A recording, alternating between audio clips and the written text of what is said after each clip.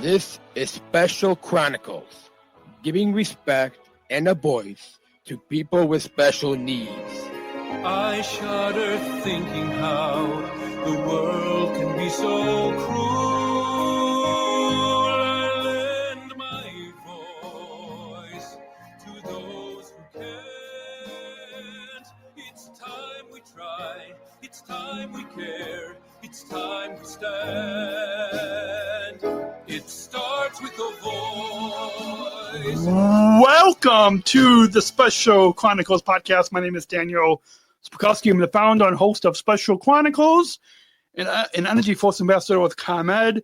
Our website, specialchronicles.com. To follow Special Chronicles on socials, subscribe to our newsletter, find the show notes for this episode, and all of our different series on specialchronicles.com. This week on the Special Chronicles podcast EnergyForce series, season 8, part 4. Our returning guest is Kelvin Limbrick, and who was, I believe, he's now a 3-time guest. We'll double check when we bring him on. But our topic this week is the ComEd goats, which is a new topic that I'm just learning about as we will putting this season's podcast series together. But please put both your hands together as we welcome Kelvin back on the Special Chronicles podcast EnergyForce series. Hey, man, how's it going? Hey, it's good to have you back on the program. And I think that this now makes you a 3-time guest. Yeah, you nailed it. Yeah, I've been hanging out with you for the 3rd time now, and I'm excited for this episode. It's gonna be a lot of fun. Awesome.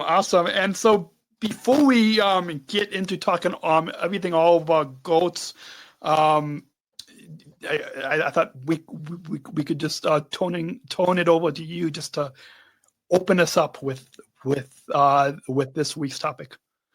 Yeah. So I know we've kind of gotten to know each other over the last year and a half or so, but I felt like maybe a little icebreaker might be fun. So I'm curious. Do you know how much a goat weighs? I've never actually lifted a goat before, but I would think I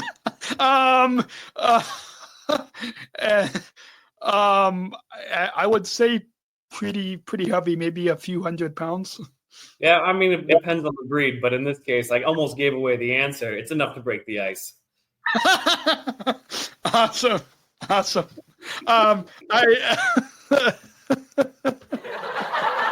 There we go. I should have played this one. Oh, Here we go. Myself. Yeah.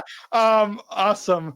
And so this when we were planning the topics for this season of this EnergyForce series, this was a new topic that I didn't know that much about, and so seeing for those of you listening to the audio podcast, go check out the video and you will see the t-shirt that you're wearing.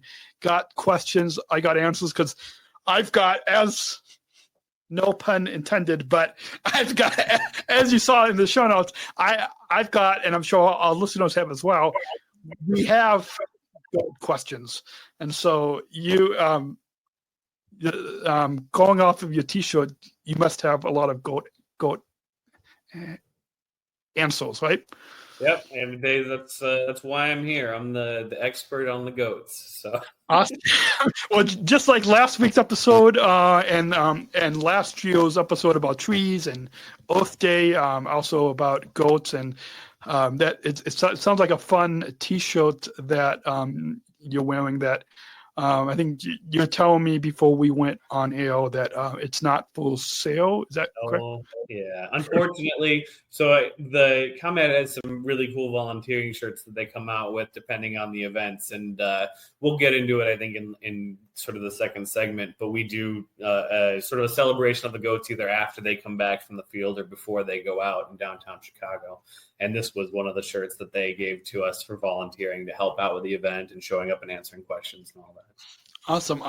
So, before we get to that, can you tell us a little bit more about the concept of using goats for and if our listeners want to hear a little bit more about vegetation management, last week's episode of where we celebrated Oath Day, um, you talked a little bit more about vegetation management. But now, as we talk, can you tell us a little bit more about the concept of using goats for vegetation management under power lines and how this idea came about?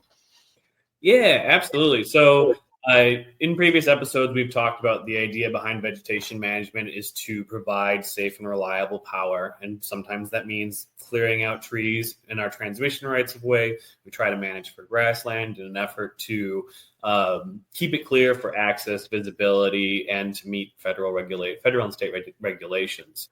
So, the concept of using goats is called targeted grazing. Well, I guess I should say that the concept of using livestock for vegetation management is called targeted grazing. And then the idea is that you use a specific livestock for a specific management goal. And so we use goats because they like to eat absolutely everything. They'll eat thistles, they like woody vegetation. So all those shrubs and weeds that we don't want in the right of way, they'll just mow them down. And so their specific goal is to rob all those plants of their energy, because as the goats eat them, then they have to try and grow back.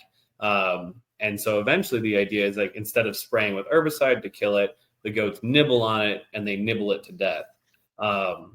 The other place that we'd want to use them is where there's steep terrain. So we don't have a lot of that in Illinois. But we do have a couple areas, further north towards Wisconsin or down towards Peoria and Springfield, where it's like a 64-foot, 64-foot decline, and then like 70 to 80 degree grade, where walking up and down it is a real workout. And when you're doing it with a chainsaw or dragging brush or what have you, it can be relatively risky. So we put the goats in those areas because they are experts at climbing. And so they climb around, they nibble everything down to the ground. And as a result, we can keep our crews safe and hit the land management goals that we want to. Awesome. And how do the goats contribute to keeping the power grid resilient and preventing power outage in northern Illinois? I'm sure, especially now. I mean, we're recording this in the springtime. This episode is airing at the end of June, and so during this spring, summertime, I'm sure that there's usually a lot of storms and the powers, the power. There's a lot of power outages. So how do the goats help to contribute to the power grid and preventing power outages? Yeah, so the goats are more of a long-term solution for our regularly scheduled maintenance. And so the idea is that hopefully all the vegetation is, maybe 6 foot at its absolute tallest when they get out there. So we're hoping that this is already a pretty clean space that they're working in. They're just sort of helping us keep those really steep cliffs or maybe not cliffs, but really steep grades that we might need a goat for, to keep them clean in perpetuity. So we typically put them out. Our transmission system is on a 5-year cycle. So the first year we tend to cut through. The second and third years come through and cut. The second and third years we maintain that to keep all the vegetation low and make sure nothing comes back after they cut. And then in the fourth and fifth year we typically leave it. When the goats are on the system, what we do is we usually put them out for the first 3 years, so they do their own maintenance. And then year 4 and 5, the landscape tends to rest, and then we'll do it again. So we have 2 sites that we're doing this year. One is out in Peoria, another one's closer to Starved Rock, and in Oglesby, LaSalle County. And what they'll be doing down there is hopefully just eating the fresh shoots, because they were on those sites last year. So they're already pretty clear sites, but they're making sure that we don't have to worry about sending a tree crew through in the future is how they're contributing. Awesome. And just like, I'm going to try to kind of put a little entertainment type entertaining joke to this next question, but we'll bring it back to be informal because we always like to not to be too dry with giving information to our listeners. But just like you and myself, and I guess just like humans get selected for jobs, goats have to get selected for jobs as well. Mm-hmm. And so how are these goats selected for the job? And in case well, we have a lot of humans that listen to this podcast, but in case we have any goats that are listening, because you never know, we might have some goats that are listening. In case we have some goats that are listening to this podcast, could you talk to our goat listeners and how are the goats selected for the job, and what makes them ideal for vegetation management in these areas? Because I'm sure a lot of our goat listeners might want to get selected for this job. Well, Daniel, first off, I'm going to say that in the context of greatest of all times, I bet your listeners are all goats. Yes. I hope nobody takes offense to that. But sure. Yeah, they're all amazing. You couldn't do without them, right? So in that case, you've got quite a few goats listening. But so the goats, they're basically predisposed for the job. They're born to do it.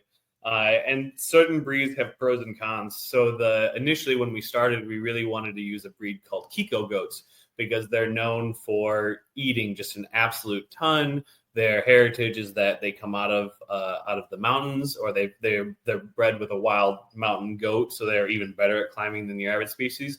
But the problem is that because they have that innate climbing ability, they can also jump really well. So unless you have a really good fencing system or some kind of a geo collar to make sure you know where they are or keep them from escaping, there's a good chance they'll get away. And so that was not an option. Plus, we are kind of subject to what the contractors have available. So I know there's a couple other utilities in New York, the New York Power Authority and the Rochester Power Group. They do. They actually have a rescue. They have rescue goats that they use to manage their land, and so they have all different types of breeds. And I know that our contractors, they tend to have a pretty diverse herd as well, and they may intend to get Kikos in the future, but it's going to be an investment to make sure they can stay on system and they don't get away. But yeah, their goats are pretty amazing as a whole. So they're ruminants, which means that they've got 4-chambered stomachs. So whatever they eat, they digest really well, and they fertilize the row behind them. If they happen to eat any seeds, what ends up happening is that those 4 stomachs break down the seeds so that if there's a species that we don't want in the right of way that they're eating, it won't be regrowing. It's not going to end up going through their system and then landing in the soil and popping back up again. Whereas if we were to try to, drag that brush out, we might be dropping seeds everywhere, which is also kind of nice. And they're really good at defoliating plants up to 6 feet. So they'll nibble the bark at the bottom, and that tends to kill the plant. But they can also stand up on their hind legs, and goats are really good at teamwork. So they'll push it down together, and then they all go at it, which is always awesome to see. But yeah, no, if there are any true animal goats listening, and you guys are looking for a job, you are more than qualified. And I say you walk into that interview and you tell them exactly that you're born to do it, and I think you'll be good. Awesome. So if anyone goes are listening, I don't know if you guys know how to email or what. I don't think any goats would be on X because they're only partly birds, partly treat. But I don't know what social platform goats are on. But yeah, you guys know how to get in touch. Can you? Yeah. Can you explain how the goats are integrated into the vegetation management program, and do they work alongside the transitional crews, or do they operate independently? Yeah, so the goats tend to operate independently. we don't have them working on traditional crews, but we do use the traditional crews to get them set up. So like I said, goats tend to be more useful for some of the smaller stuff. So if we happen to have a larger tree in that steep area where the goats are working, we would have to send a human crew to remove it, or sometimes we need to cut a path for the trailer to get the goats back into the area where they're going to be, because they tend to be fairly remote sites. And so the human crews will go and prepare the site prior to the goats arriving, or because everything will be all thinned out after the goats are done, they may go in and address certain issues after the fact, after they've been on the system for a couple weeks. But no, they're all on their own. We do go out and visit them regularly, just for fun, hang out, get to know them a little bit better. Awesome. It's always good to get to know our goat friends, whether they're the greatest of all time friends or the ones with 4 legs as well. And just like us, although might get tired of us comparing goats to humans, but just like humans go through training, I'm sure that the goats go through training to get ready for work. So what kinds of training do the goats go through to get ready for work, if any, as well? Maybe they don't need any training, but what kind of training do the goats go through?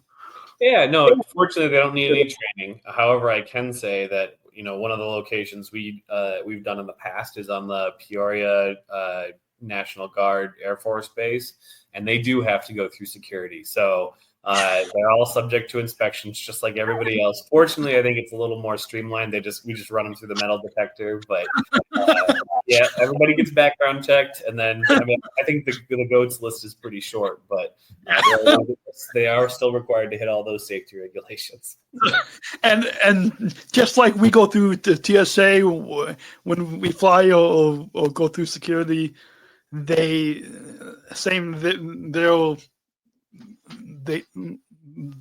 the same way, because I'm sure you want to make sure that they're not hiding anything under their hoofs or no concealed aerosol cans or anything like that.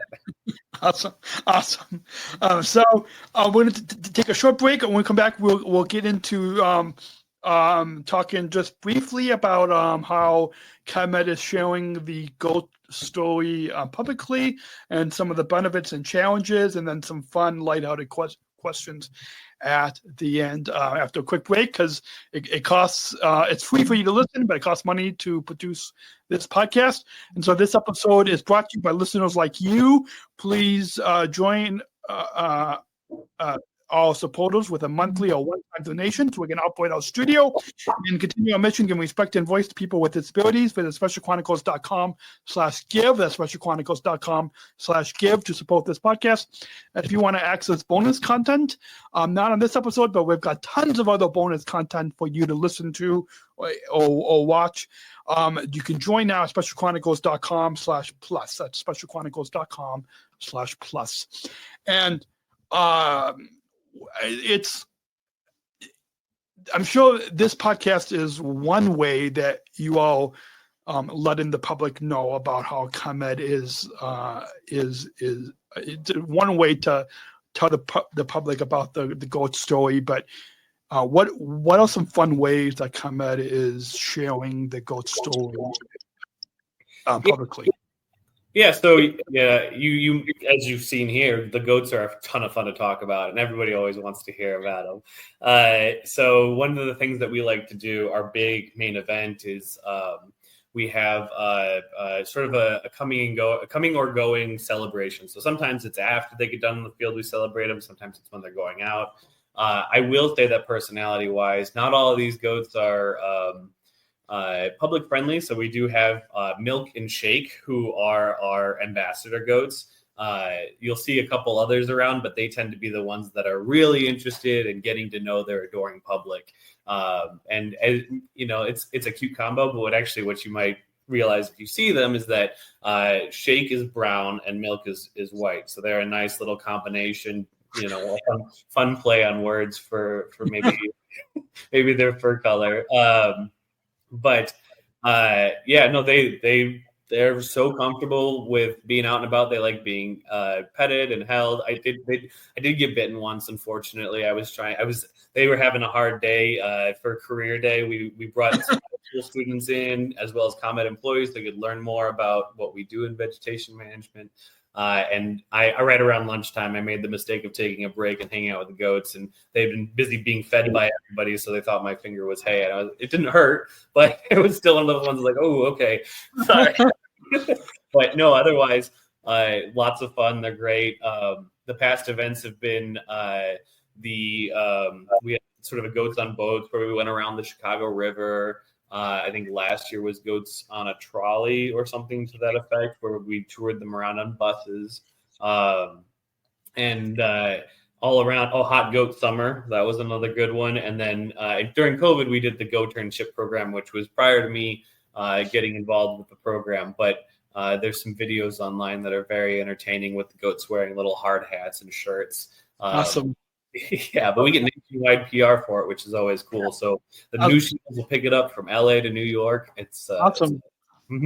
Awesome. So I'll if our listeners want to see some of those videos, is the best way to Google or if you share some links with me, I'll put it in the description of this episode on specialchronicles.com. But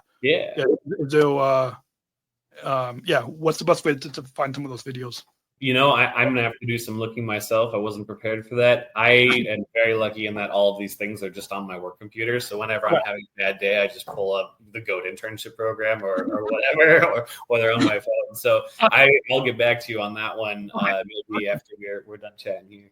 Awesome. So for those of you listening in, we'll hopefully, if you go to the show notes for this GOATs episode, or if you go to specialchronicles.com/ComEd or specialchronicles.com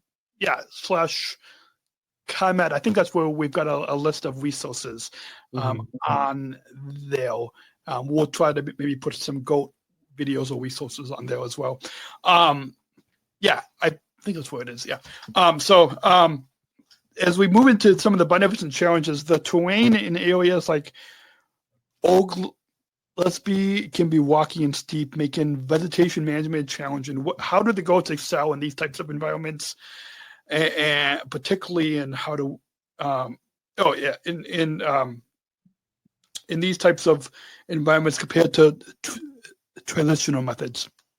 So the terrain in Oglesby can be particularly steep, which makes vegetation management challenging, sort of as we've discussed. And one of the things that we're really concerned about is that while the human crews could do it, it'll take them extra time because they have to go slow and be very conscious about where they're putting their feet and how much effort they're putting in, especially because a lot of times, it might be summer or spring. And, we've kind of talked about how it can be stormy in the spring or nasty in the summer as well with the heat.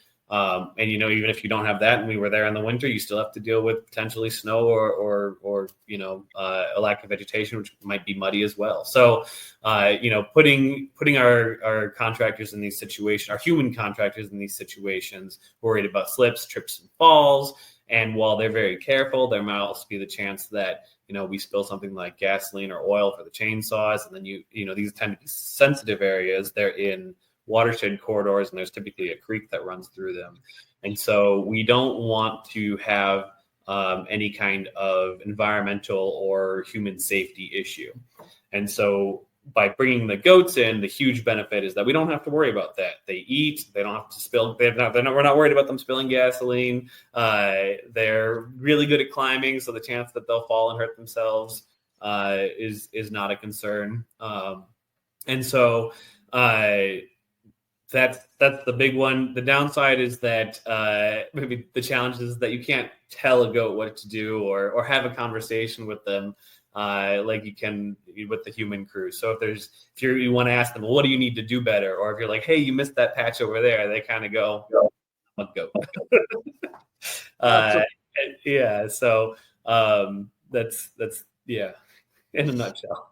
Awesome. So what are some of the? I'm sure as we've talked about in the past, safety is an important part, especially when it comes to power lines. And like you shared in the last segment about being bitten by goats, want to make sure that if they come in contact with any goats, that they do so safely. So, what are some of the environmental and safety benefits of using goats for vegetation management, especially in how to reach areas? Yeah, so the benefits is kind of, as I mentioned, is you don't have to worry about slip trips and falls with the human crews, which is kind of nice. We also get the free fertilizer, which is the environmental benefit. And we don't have to worry about soil disturbance from machines or human footprint. And then also the reduced concerns of any kind of chemical or environmental spill. And then just like for as far as safety when interacting with the goats, always remember that every animal is sort of their own individual, and you have to sort of read their body language and address it, just like people, right? So we're all our own people. We've got our strengths and our weaknesses, and we can all bite. So awesome. Just quick, did you say that we can all bite, or the goats can all bite? Both is true, but I was just, tying it into people. We're all different and we can all bite. So, don't put your fingers in your mouths that you don't want. Awesome. Yeah, absolutely. So moving on to how does ComEd ensure that the goats are, because we want to make sure that, just like we want to make sure that our fellow humans are well cared for. Right. We're probably taking this human and goat comparison maybe a little too far in this episode, but our listeners can see how humans and goats are all related. We all have full legs or full, yeah. How does ComEd ensure that the goats are well cared for while they're working, and what kind of support do the goats have on site? Yeah, so goats need a lot of water when they're eating vegetation to help them digest. So most of these sites have some form of a stream, and we make sure that we only put them out there when there's water available. They also obviously have plenty to eat. We don't keep them out any longer than we have to. There are a lot of considerations as far as when they arrive and when they leave, as to what the temperature's like, because they do have to ride in a trailer, and so we don't. If the temperatures are too high and it's too humid, we'll actually either move the schedule back a little bit until we can get them out into the right of way, or when it comes to leaving the right of way, we might leave them in the shade on the right of way a little bit longer. Before trying to remove them. Their caretaker also visits them every 24 hours, so they'll check in on a regular basis. And we come out and we do safety observations on the goats that are absolutely incredibly professional and aren't fun at all. It's work, and it wouldn't be work if we were having fun, right? Absolutely. And I just you mentioned how the care workers have a caretaker, and just I don't want this to sound. I'm not making fun with this next comment. I just want to put that disclaimer out there. But disability community, a lot of us with disabilities, if you live independently, might have a care worker that. So like there's that kind of, just to kind of connect it back to a big part of our audience here, to the goats kind of align with humans that way as well. Hopefully we're not taking this human to goat comparison a little too far, but it's all in fun, right? Right, all in fun, all in good fun. Oh yeah, because sometimes if you're just listening to a podcast that's just dry with, like, because I'm sure we could get behind them, maybe not on this podcast series, but maybe another podcast if they cover goats or a lot of these energy and solar efficiency education topics might be more dry. But we like to also kind of throw a little entertainment, fun spin to things. So, sustainability and innovation is a couple of the big topics that ComEd it's important to ComEd. And so how does the use of goats align with ComEd's broader sustainability and innovation goals? And are there plans to expand this program in the future in case there are other power companies across the country or across the globe that might be tuning in?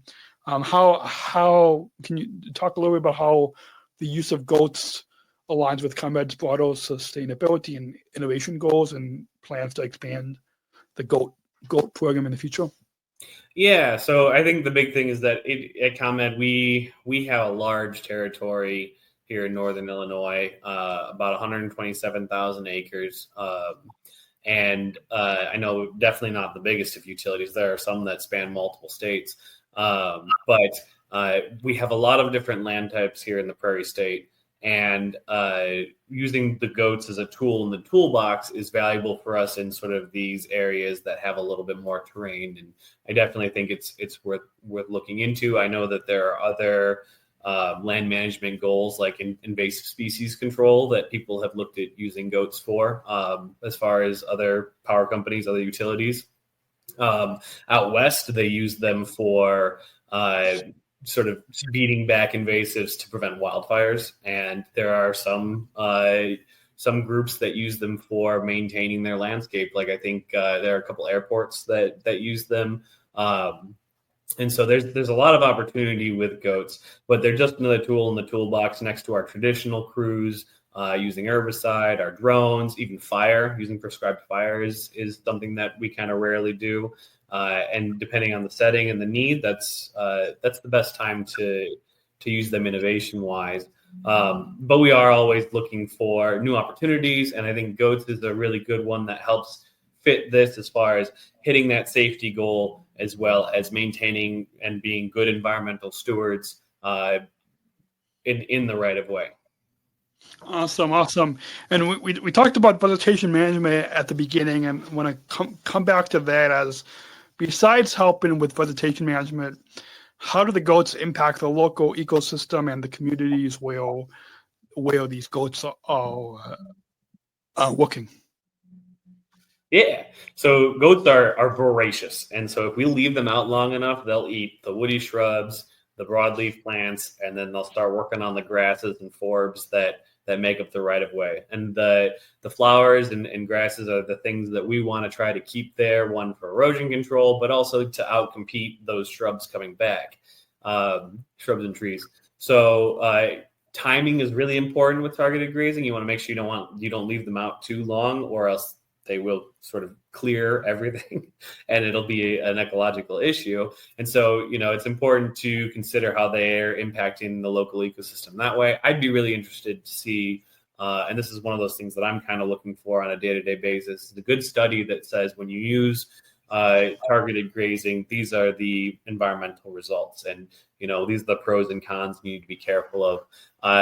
Targeted grazing isn't a new thing, but I haven't seen a study like that yet for Northern Illinois. And so that's something that I think I'd like to see in the future. And I'm looking for opportunities to have that research done here at ComEd. That'd be really cool. But one of the benefits is that if we get the timing right, then they're removing a lot of species that we don't necessarily want on our right of way, either for compatibility purposes, they'll get too tall and it'll be a problem as far as our safety and regulations. But by removing, or it'll be something that we don't want on our right of way because it's not native to the U.S. and it kind of crowds everything out and causes access and visibility issues. So by removing those, we're actually promoting those grasses and flowers that I was speaking about earlier, and those nectar-bearing plants. So it's a benefit for pollinators, and then and then that's our goal as a whole throughout the transmission system, is to promote integrated vegetation management where we have a nice prairie at the end of the day, or some kind of a grassland that is beneficial for the environment and the animals and plants and everybody that goes along with it. Awesome. And with the success that the program has had so far, is ComEd considering any other innovative, eco-friendly solutions to further improve the power reliability? Yeah, so we're always looking. I think one of the things that we tend to find in a lot of our meeting and day-to-day interactions when we're trying to brainstorm is that while there's always room for improvement, we're in a really good spot. So we've looked at a couple opportunities recently and haven't come to any major conclusions, but trying to find ways to recycle all of our wood chips from trimming and removals is always a little bit of a difficult task. As of right now, they all go to get mulched and then sold as mulch, which is kind of nice.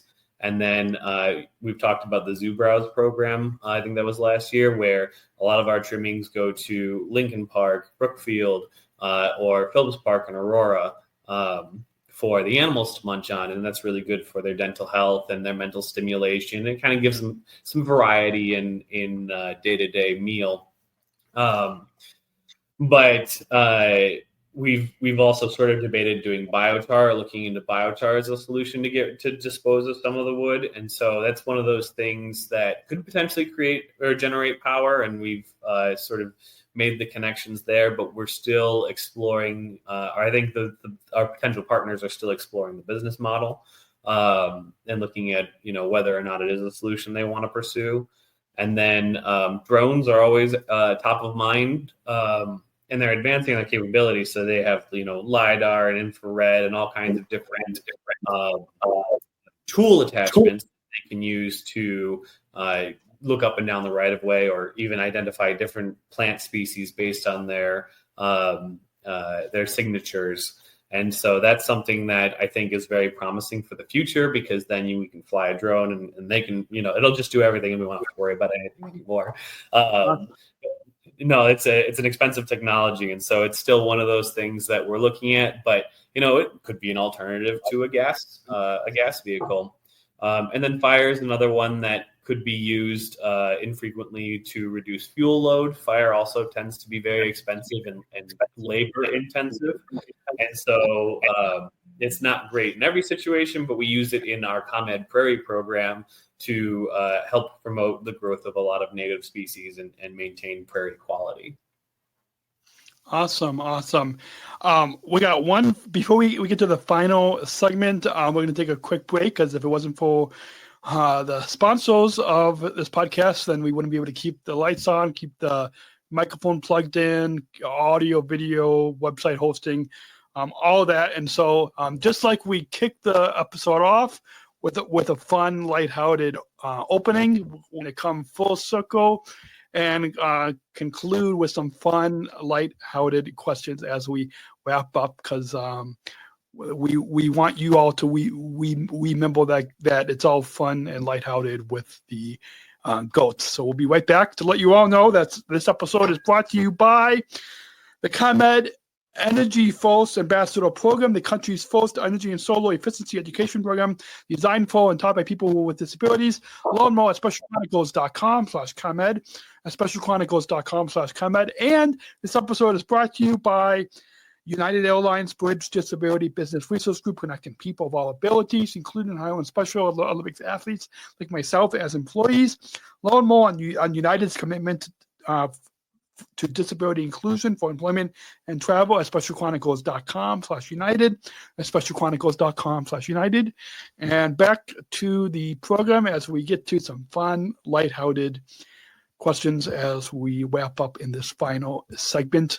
I think the last episode was about half an hour, but we'll reach in 40 minutes, which it's always just, I think the first time that you were on the program, I think it ended up being a 1 hour episode about trees. And so now it's always, I guess, fun to, when kind of going back to the beginning of this episode, when, and going back to your t-shirt goat, how I have lots of goat questions and you have lots of goat answers. So we'll bring it back to some fun what's the most surprising thing that you've learned about working with goats doing this program? Yeah, so I think they tend to each have their own little personality or little quirks. Some are fun, and others just want to get to work. They're just very voracious and love to eat. And then some just want to sleep, or the younger ones. If we get some kids in the right of way, they tend to prefer to play or hang out with mom rather than do anything else. So they like to try to focus on that middle age group where there's a little order, but.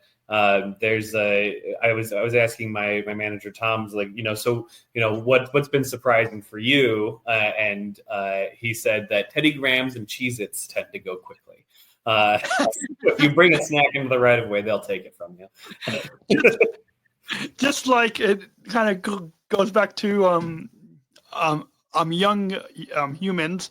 I've got a young niece and nephew that are 3 and 1, and so just like young humans like to take snacks, the young goats like to do that as well. And just like all of us humans have unique personalities that we bring to our teams and we bring to our communities. Have any of these goats developed unique personalities that have made them favorites among the team or the community? Like just like I'm sure with your coworkers, your coworkers probably have the humans have unique personalities that make them favorites among your team. So have any of the goats developed made them favorites? Yeah, so I don't know if I'd say necessarily favorites, but they definitely do have individual personalities. And I haven't had formal introductions to every single one of the goats. I see a lot of them in passing in the hallway while they're around the street. But they also do kind of, so it's kind of like a farm collection. So sometimes we have more, sometimes we have less. They get rotated around a little bit. I know a handful of them. There was one in particular that I was taking pictures on the edge of sort of the steeper slope before it goes down, the goat work area, if you will. And I had my camera, and I go to turn around, and there's one that's just like one of the bigger ones is just staring at me. And I looked at the caretaker, and I said, is he friendly, or like what's the deal here? And she was like, maybe best to stay away from that one. And I was kind of like, was I about to get knocked down the hill by a goat, or what's the issue here? So situational awareness is always important. Awesome. And just like I promise for our listeners, this will be the last human to goat comparison that we make on the program today. But just like humans have office quirks, like your favorite spots to graze in the office, whether you like to hang around the water fountain or the break room, or your favorite office to graze around. Do the goats have any office quirks, like favorite spots to graze, or any specific types of brush that they love the most? Yeah, so I'd say that there are some that tend to sort of lead and protect, as I just described. And, there are lovers and cuddlers where if you go out there, they'll come right up to you and they just want some scratches. They'll hang out with you all day. If you sit down, there are some that will just lay down with you and get all the love you'll give them. And there are some that are a bit more bashful. But, as far as the types of brush that they like, I would say that a lot of the newer shoots. So we're hoping to get them out a little bit sooner this year than late summers. Typically when we do it around like August, September. If we get them out a little bit sooner, they might be more interested in eating some of that fresh green before it gets a little more woody and needs more chewing. So they'll eat almost anything. I wouldn't say that there's a particular species they go after more than the rest, but those fresh shoots, if they can get them, that's when they're standing up on their hind legs, they're trying to get the tippy top of the plant. That's the one they love. Mm-hmm. I'm sure that those a lot of human coworkers that might like. Maybe I shouldn't say like the cuddle, but like No. let's not say that. But maybe there might be human coworkers that might like to do similar stuff like goats, maybe. So I definitely know some coworkers that really like to graze if you bring in some donuts. So. Yeah, exactly. Yeah. Bring in some donuts or cookies or definitely could just like if you bring some snacks for the goats to graze. Yep. Humans like to graze as well. So that's a good way to wrap up how humans and goats are all alike. So. Before we get to the final two questions, this conversation these questions have hopefully provided our listeners with a lot of insight into the unique and innovative aspects of the ComEd GOAT program, and while also keeping the conversation lighthearted and engagement. I'm sure our listeners throughout this episode have really got the lighthearted and engaging part to this, because I think that's probably one of the best ways to give information to our listeners is to keep it lighthearted and engaging. So before we get to the final question, and we're going to put a little goat spin to the final question, but do you have any final thoughts on your overall time here today on the Special Chronicles podcast to share, and our EnergyForce series to share with our listeners? No, it's always a pleasure to come on and chat with you, Daniel. I really appreciate you having me. And I like this. I do a lot of presentations on goats for other utilities. And I'll say that, I have to ask how long the presentation should be, because I could talk about goats all day. I could do it in my sleep. I really enjoy it. So awesome.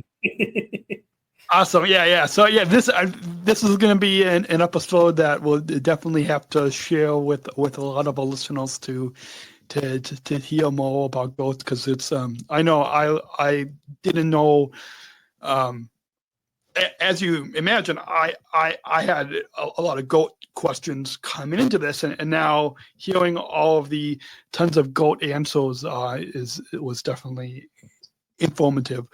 So to introduce the final question, let's go ahead and play let's go ahead and roll that bumpo. We're not just athletes. We are the ambassadors of an uprising. Peaceful protesters. In a rebellion against anyone who has fear. Difference. Our demands are Equality. dignity, and the recognition of our Shared humanity. We will not stop or accept anything less. Today, our world is More divided than ever. and coming together has never been more urgent. The revolution. is inclusion. Find out more at jointherevolution.org. So we don't just want our listeners to listen to this, but to bring inclusion into their lives. And just like humans like to be included, and humans like to inclusion is a big part at ComEd. It's a big part of included, and I'm sure goats like to be celebrated, and inclusion is a big part. It's powerful how ComEd is not only being inclusive of humans, but of being inclusive of goats as well. Because I'm sure that there are different types of goats, and so we'll conclude with what does. And here's a kind of goat spin to this question, and because you answered it the way that I always ask it in last week's episode, but this time, what does inclusion of goats mean to you? Inclusion of goats mean to me. I appreciate you switching it up on me. You kind of caught me off guard there because you didn't give me the heads up on this one.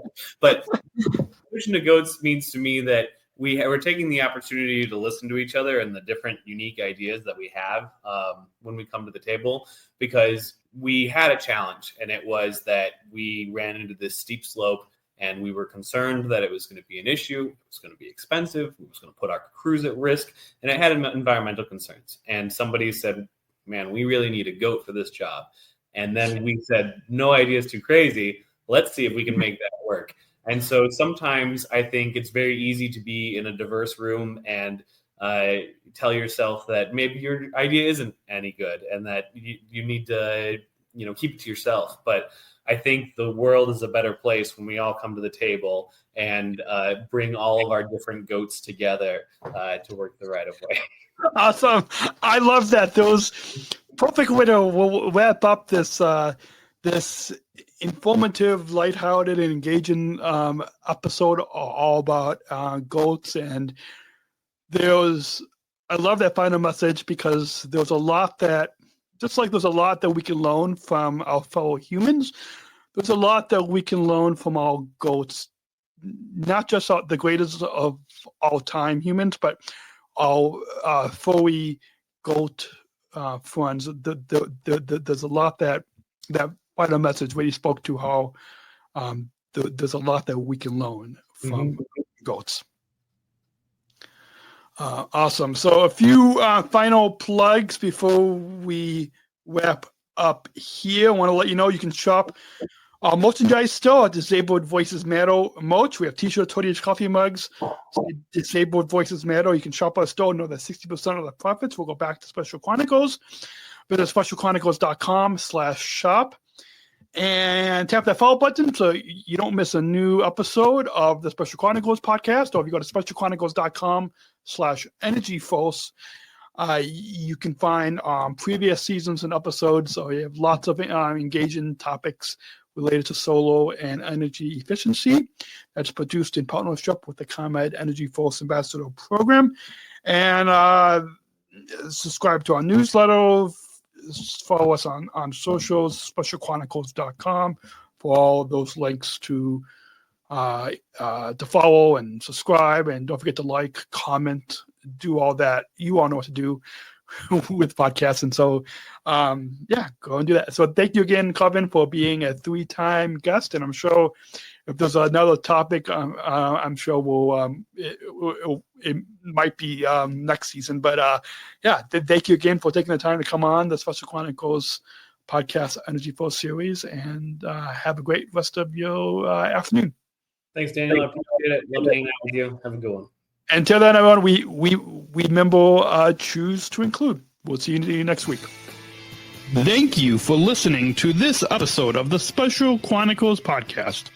Our podcast was produced by Daniel Smrokowski on the Special Chronicles Network. Follow Special Chronicles on Instagram, Facebook, Twitter, LinkedIn, and YouTube. Subscribe, rate, and review Special Chronicles on Apple Podcasts, Spotify, or wherever you listen to podcasts. Our website, specialchronicles.com, where you can stream our archives of over 500 episodes absolutely for free. Also, there's a list of our favorites, original series, award-winning columns, and blogs. And sign up for our newsletter to receive exclusive bonus content delivered to your inbox. Again, specialchronicles.com. Special Chronicles is hosted by Podbean Podcast Hosting. Our live streams are powered by StreamYard. Thanks, as always, to our business manager, Adam Smrokowski, who always encourages us to never give up. I'm Daniel Smrokowski, back next week with more stories. Special Chronicles, giving respect and a voice to people with special needs. Is the thing still on? Yeah. One final note for all of you listening. I know we've got to mention. Stay tuned to the season 8 of our EnergyForce series, because coming up some other topics that you do not want to miss. You can hear all about the education programs of ComEd, hear about the Switch on Summer event, hear about electric vehicles and EVs, advancements in solar, customer communication, and the holiday lights. So make sure to go to specialchronicles.com/EnergyForce to follow. Until then, we'll see you on the next episode. Bye.